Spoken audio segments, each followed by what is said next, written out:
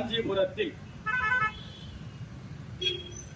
அரசு மருத்துவமனையின் சீர்கேட்டை கண்டித்து மக்கள் மன்றம் ஆர்ப்பாட்டம். இந்த மக்கள் மன்ற ஆர்ப்பாட்டத்திலே மக்களுக்கு சேவையாற்றக்கூடிய அமைப்புகள் எல்லாம் வந்து கலந்து கொண்டு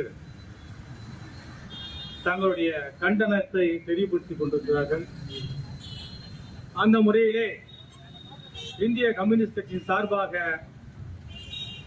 இந்த கண்டன ஆர்ப்பாட்டத்திற்கு கண்டனம் தெரிவிக்க வாய்ப்பளித்த மக்கள் மன்றம் தோழர் மகேஷ் அவர்களுக்கும், இங்கே எனக்கு முன்பாக உரையாற்றிய அனைத்து அமைப்பின் தோழர்களுக்கும், குறிப்பாக இங்கு திரளாக கூடியிருக்கின்ற மக்கள் மன்ற தோழர்களுக்கும் இந்திய கம்யூனிஸ்ட் கட்சி சார்பாக முதற்கண் வணக்கத்தினை தெரிவித்துக் கொள்கிறேன்.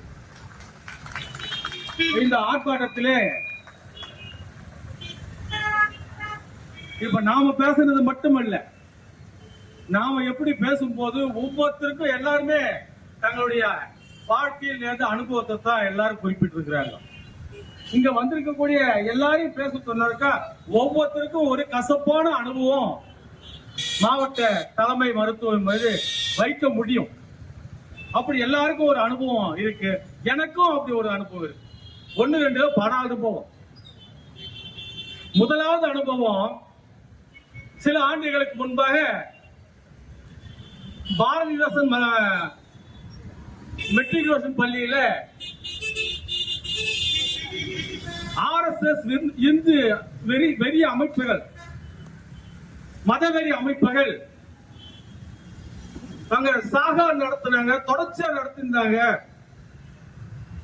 அரசுக்கு தெரியாமல், காவல்துறைக்கு தெரியாமல் அங்க சாகா நடத்தி கொண்டு மக்களுக்கு எதிராக சதி திட்டம் தீட்டி இருந்தாங்க. அதற்கு நமக்கு தெரிய வரும்போது அங்க நடத்தக்கூடாதுன்னு சொல்லிட்டு தடுத்தோம்.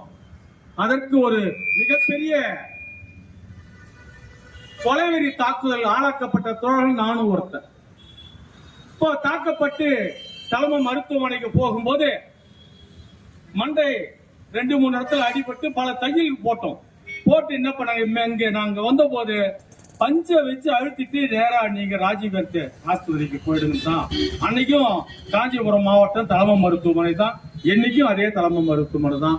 அன்றைக்கு எப்படி இருந்தா அதே மாதிரி தான் இன்னைக்கும் இருக்கு, எந்த வித மாற்றமும் இல்லை.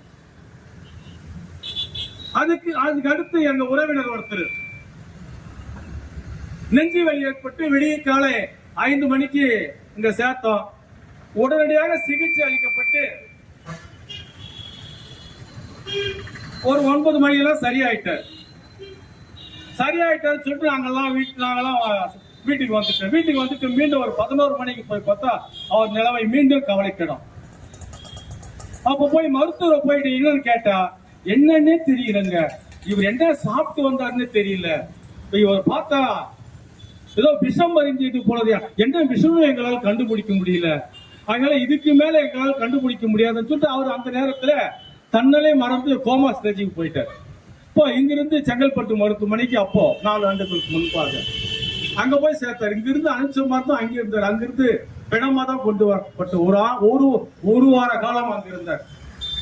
ஏன் சொல்ல வச்சுன்னா, இங்கிருந்து செங்கல்பட்டுக்கு போனா அங்கேயும் சரி பண்ணிடுறாங்களான்னு பார்த்தா அங்கேயும் இல்லை என்பதை தெரியப்பட்டதுன்னு சொல்றேன். அதுக்கடுத்து 2 ஆண்டுகளுக்கு முன்பாக எனது உடன் பிறந்த சகோதரர் நெஞ்சு வலி காரணமா அதே மாதிரிதான் மாலை நேரத்துல இங்க கூட்டு போனோம். ஒரு 7 மணி வரையும் ஏதோ அந்த கருவெல்லாம் வச்சு பார்த்தாங்க. நல்லா இருக்காரு, ஒரு பிரச்சனை இல்லைங்க அப்படின்ட்டாரு. வழியாக துடிக்கிறார். உடனே செங்கல்பட்டு போங்க, நாங்க செங்கல்பட்டு போனோம். அவங்களும் நல்லா இருக்கு, எந்த பிரச்சனையும் இல்லைங்க அப்படின்னாரு. என்னன்னு சொல்லிட்டு பார்க்கும்போது சரி எங்க பசங்க எல்லாம் வாங்க நம்ம ஸ்ரீனி ஹாஸ்பிட்டலுக்கு போலாம் சொல்லிருந்து அங்க செங்கல்பட்டு ஸ்ரீனி ஹாஸ்பிட்டல் கொண்டு வரணும். இங்க அவர் ஸ்ரீனி ஹாஸ்பிட்டல் அந்த சசிகுமார் என்ற மருத்துவர் பரிசோதனை பண்ணி உடனடியா ஆஞ்சியோ பண்ணியாவும் 3 அடைப்பு இருக்குன்றாங்க.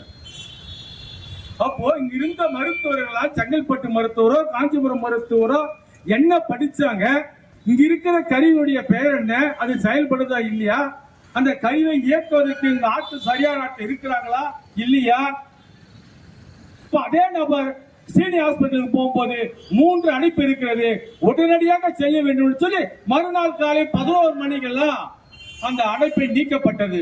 அதன் பிறகு அவர் உயிரோடு 2 ஆண்டு காலம் இருந்தாரு. ஒரு 2 வருஷத்துக்கு காலம் ஆயிட்டு வச்சுக்கலாம். இப்ப இப்படியாக தொடர்ச்சியாக மாவட்ட தலைமை மருத்துவமனை பெயர் தானே தவிர இங்கு எந்த மருத்துவமும் இல்லை என்பதுதான் நிதர்சனம். இப்போ அதை கண்டித்து தான் இன்னைக்கு ஆர்ப்பாட்டம். சரி, மருத்துவம் தான் இல்ல, மருத்துவரா இருக்கான்னு பார்த்தாங்க. கிட்டத்தட்ட 2000 பேர் இங்க மருத்துவம் செஞ்சுக்க வராங்க. அவங்களுக்கு தேவையான மருத்துவம் இருக்கான்னு பார்த்தா மருத்துவர் இல்லை என்பதுதான் உண்மை. கிட்டத்தட்ட இங்க இருக்க வேண்டிய மருத்துவர்கள் 60 பேருக்கு மேல இருக்கணும் மருத்துவர்கள். ஆனா எத்தனை மருத்துவர் இருக்காங்க? ஏன் இல்ல? இதை ஆய்வு செய்ய வேண்டியது யாரு? இந்த மாவட்ட ஆட்சித் தலைவர் அல்லவா? இந்த மாவட்ட ஆட்சித்தலைவர் மாதம் ஆய்வு கூட்டம் போறார் அல்லவா? அந்த ஆய்வு கூட்டத்தில் பரிசீலிக்கப்படுகிறதா இல்லையா? இந்த ஆய்வு கூட்டத்தில் இந்த மாவட்ட பாராளுமன்ற உறுப்பினர் தொகுதி சட்டமன்ற போறாங்களா இல்லையா? இதெல்லாம் ஆய்வு செய்யறாங்களா இல்லையா? இதெல்லாம் தேவை என்று மாநில மருத்துவத்துறைக்கு தெரிவிக்கிறாங்களா இல்லையா? இதெல்லாம் இல்லையா என்பது இல்லைன்னு தான் அர்த்தம். ஏன்னா எந்தவித கூடுதல் வசதியும் இல்லை, மருத்துவரும் இல்லை, தொடர்ச்சியாக நிலைமை இருந்துச்சுன்னா இல்லை என்பதுதான் அர்த்தம். அப்ப இதையெல்லாம் தேவைன்னா செய்ய வைக்க வேண்டிய கடமை யாருக்கு இருக்குன்னு போனா நம்மை போன்ற அமைப்புகள் தான் இருக்கு. தோழர் சொன்ன மாதிரி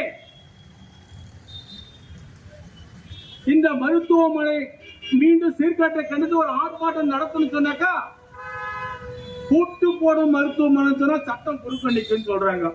நாம பூட்டு போட தேவையில்ல, பூட்டு போடுங்கள் என்று சொல்லி மருத்துவமனை முன்னாடி போலாம். எல்லா அமைப்புகளும் பூட்டு போட சொல்லலாம், நாம பூட்டு போட தேவையில்லை. ஏன்னா எதுவுமே இல்லாத மருத்துவமனை ஏன் அவ்வளவு பெரிய கட்டடம்? யாருக்காக அந்த கட்டடம்?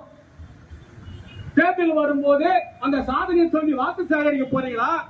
கருவிகள் மட்டும் தொடர்ந்து சொல்லும்போது எல்லா கருவிகளும் இருக்கு. அந்த கருவிகளை இயக்குவதற்கு நிபுணர்கள் இல்ல, கருவிகள் இருக்கு. அந்த கருவிகளை வைப்பதற்கு அறைகள் இருக்கு, ஆனா இயக்குவதற்கு ஆள் இல்ல. ஏன் இல்ல? சொன்ன மாதிரி தனியார் மருத்துவமனைக்கும் இந்த மருத்துவ தலைமை அதிகாரிக்கு ஏதோ உடன்பாடு இருக்கு. அந்த உடன்பாடு மூலமாக வருவாய் அவர் பெருக்கிக் கொள்கிறார். மக்களுக்கு எந்த வசதியும் இல்லை. ஆனா இந்த பிரச்சனை அமுத சொன்னது மாதிரி காஞ்சிபுரம் மட்டுமான இல்ல, தமிழ்நாடு முழுமைக்கும் இப்படி ஒரு பிரச்சனை இருக்கு. அப்ப இந்த பிரச்சனையை முறியடிக்க வேண்டுமானால் மக்கள் சக்தியால் மட்டும்தான் முடியும்.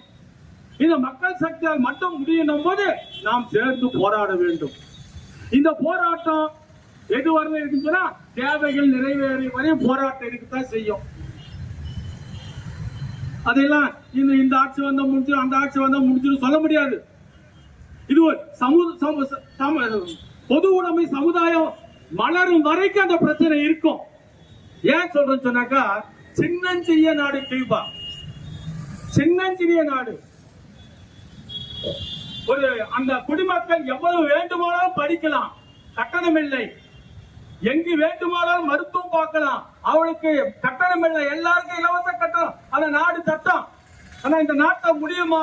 முடியாது. ஏன் சொன்னா இங்க இருக்கிற கம்பவுண்டர் கூட தனி நபர்கிட்ட கமிஷன் பெறக்கூடிய போது அது முடியாது. அப்போ பொது உடைமை சமுதாயம் மலரும் வரையிலும் இந்த லஞ்ச ஊழல் பேர் வழிகள் இருப்பார்கள், இந்த கரப்ஷன் பேர் வழியில் இருப்பார்கள். அதை நோக்கி நாம் முன்னேற வேண்டும், அதை நோக்கி நாம் போராட வேண்டும். அந்த சமுதாயம் ஒன்றுதான் இந்த மனித வாழ்வுக்கு தீர்வாக அமையும். அதை நோக்கி நாம் செல்ல வேண்டும். பாருங்க, காஞ்சிபுரம் பெரிய மாநகராட்சி. இந்த மாநகராட்சி லட்சணம் என்ன? இந்த பாருங்க, இந்த சாலை, இந்த சாலையில இருந்து இந்த தெருவுக்கு ஒருத்தர் 2 வீலர் திரும்புறாரு சொன்னாக்கா, இங்க திரும்பும் போது நிதானமா வண்டி பிரேக் பிடிச்சா திருப்பாரு. அப்ப இவன் பிரேக் பிடிக்கும்போது இவன் பின்னாடி வர வச்சு தள்ளி கீழே தட்ட போவான். இப்படிப்பட்ட மேடு பள்ளங்கள் காஞ்சிபுரம் முழுமைக்கும் இந்த சாலை மட்டும் இல்ல. அப்ப மாநகராட்சி இந்த பணம் இல்லையா? இன்னைக்கு பார்த்தோம் சொன்னாக்கா லட்சமா வரி வாங்குறாங்க, லட்சமா வரி வாங்குறான் முனிசிபாலிட்டி. என்ன செய்யலாம் வச்சுக்கிட்ட?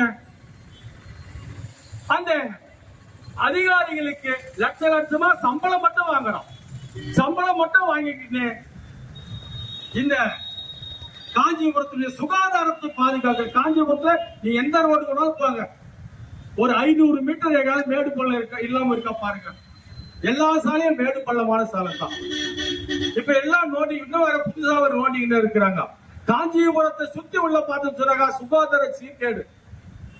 எங்கேயும் சுகாதார சீர்கேடை இந்த மாநகராட்சி சரி செய்யல. குறிப்பா உதாரணத்துக்கு ஒண்ணு மட்டும் சொல்ற பாருங்க. 30 ஆண்டு காலமா ஓரிக்கல ஒரு ஏரி இருக்கு. 30 ஆண்டு காலமா அந்த ஓரிக்கல ஏரியில சாக்கடை தண்ணி, அந்த ஏரி வற்றியதே கிடையாது. 30 ஆண்டு காலமா எப்படிப்பட்ட கோடை காலம் வந்தாலும் அந்த ஏரியில வெறும் சாக்கடை தண்ணி மட்டும் தான் தேங்குது. எப்படி இந்த திருக்காலிமேடு ரத்தப்பேட்டை ஏரி இருக்கு அது மாதிரி இப்படி ஓரிக்கல ஒரு ஏரி தயாராகிட்டு இருக்குது. இப்படி காஞ்சிபுரத்திலே சுகாதார சீர்கேட்டை கண்டித்தும், மருத்துவமனை சீர்கேட்டை கண்டித்தும், மருத்துவமனை தரம் உயர்த்த கோரியும் மக்கள் மன்றத்தோடு இருக்கக்கூடிய அமைப்புகளும் உங்களோடு சேர்ந்து இந்திய கம்யூனிஸ்ட் கட்சி இதனுடைய மாற்றத்திற்காக போராடும் உங்களோடு நிற்கும் என்று கூறிக்கொண்டு வாய்ப்பளித்ததோடு நன்றி கூறி முடிக்கிறேன். நன்றி, வணக்கம்.